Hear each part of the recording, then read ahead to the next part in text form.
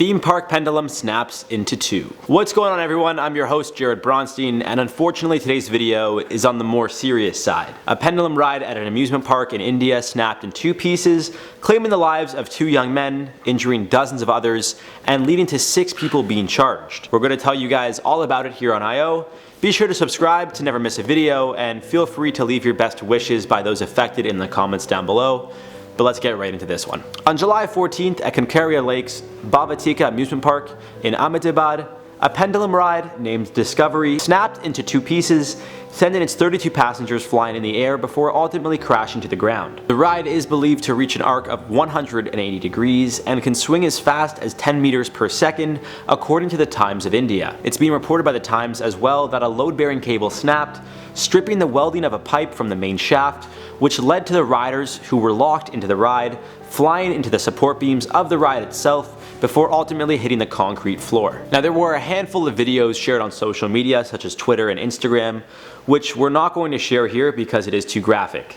Immediately after the crash, amusement park guests rushed over to aid those who were injured in the crash. In one of the videos, which was posted on Twitter, you can actually see part of a man's bone coming out of his leg. Feel free to look up the video yourself if you would like, but fair warning, it is quite graphic and tough to watch. Ahmedabad Municipal Commissioner Vijay Nira told the Hindustan Times, I quote, "An inquiry has been ordered. Police, along with a forensic team, reached the spot to find out the reasons behind the accident." End quote. Documents which were obtained by the Indian Express shows an inspection report, which is done every month, submitted by Superstar Amusement, who own the park, that on July 6th, a note was left that said "Nut Bowl Replace." Although it's important to note the government's Road and Buildings Department inspects and certifies rides being safe to use, Mayor Patel made it clear no government official is being held responsible for the tragic incident that claimed the lives of a 24 and 22-year-old male, although some news outlets are reporting the death toll to actually be 3, and injuring as many as 31 others. Mayor Patel went on to explain the incident most likely wouldn't have occurred at all had the report on the ride been submitted on time. Zamperla, another ride manufacturer in India,